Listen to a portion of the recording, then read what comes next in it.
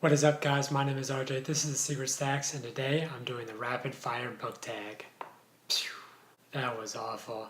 I really hope that I'm brave enough to leave that in there. I was tagged by Derby over their channel Derby Lane, and this tag was originally created by Girl Reading, so I'll link both of their channels down below. But jumping right into it, ebook or physical book? And come on, you guys know at this point I'm all about that ebook life. I really don't understand how you guys can even do the physical books anymore. But that being said, paperback or hardback? And I love me a good mass market paperback.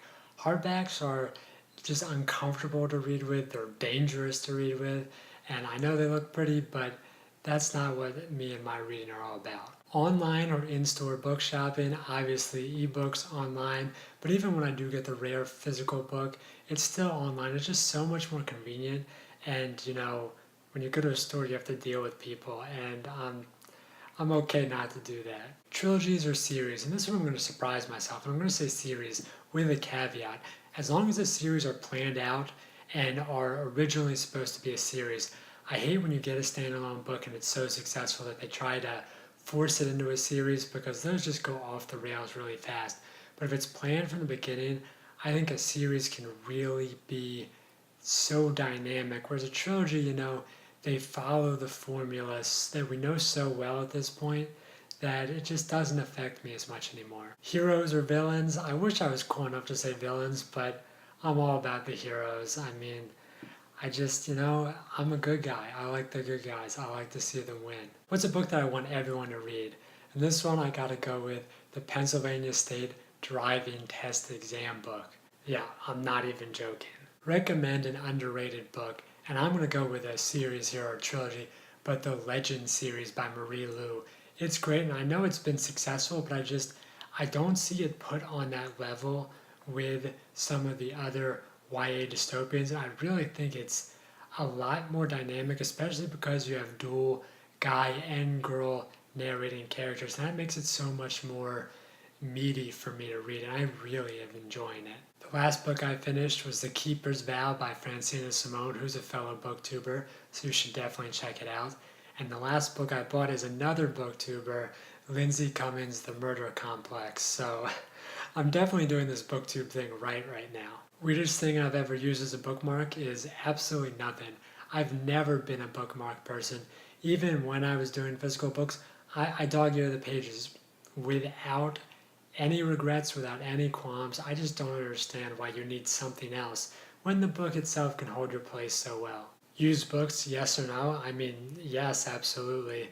Used ebooks are a little different, but they're still doable. You can share books among Kindles with limits, but you can still definitely do it if you own the books, and I'm all about the ebooks from the library. Top 3 genres: YA dystopian, post-apocalyptic, and finally just some good old-fashioned fantasy. Borrow or buy? I buy what I can and what I want, but definitely the majority is borrowing.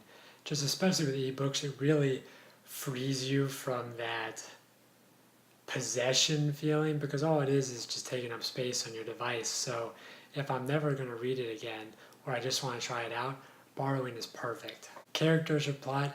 Definitely characters. With my favorite characters, I would literally read a book. Once you've established them as good characters, I would read them just, sitting down to dinner or going to school, just anything really, because if you create an interesting character, anything they end up doing is interesting. Long or short books, whatever it takes, but some books, definitely could get to the point more, so I guess you gotta say short books. Long or short chapters? This one, short chapters can really drive the pace of the reading and can act as a plot device of its own, so I can appreciate a well-done short chapter. Books that make you laugh or cry. For laughing, definitely The Hitchhiker's Guide to the Galaxy, that series, really anything by Douglas Adams. As far as crying, I'm not a book crier, manga doesn't do it for me, but a TV show or an anime, something about not being in control of the pace, that's when it starts to, they can use other things to tug at my heartstrings a little bit more. And I've been known to shed like a manly single tear every once in a while. Our world or fictional worlds? Have you looked at the news? I'm fictional worlds for sure. Audiobooks, yes or no? Yes, for sure. This is sort of a new development, but I am really doubling down on the audiobooks. It's almost overtaking my ebook usage. It's just really, some stories just come to life on an audiobook, and I can really appreciate that. Do you ever judge a book by its cover? Yes, and I think that's okay because a cover is it's there for you to judge. It's supposed to send you signals, and those signals help you decide whether this is a book that you want to do. They're genre signals, they're audience signals. It's really a reflection of the book itself. Book to movie or book to TV adaptations. And this one has changed recently, but as TV has gotten better, I will definitely take a good TV adaptation any day because there's just more time, they can get more in depth. And a lot of these stories, especially the great books, they need that. And when they have to start cutting stuff out, it really isn't the same. What's a movie or TV show that you prefer to the book?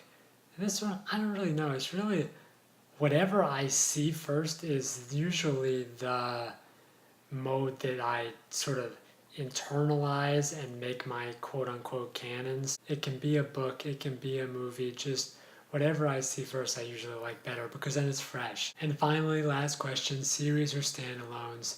And series for sure. I get standalone, you don't have that commitment, but you also don't have that depth.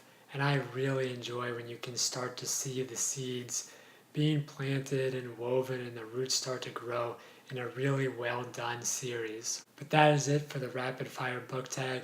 I know I don't do a lot of tags. I really wish I could do more, but it's just I really try to do different types of videos than other people on BookTube, and a lot of people are doing tags, and I love them, but they're just not really my strong suit, I don't think.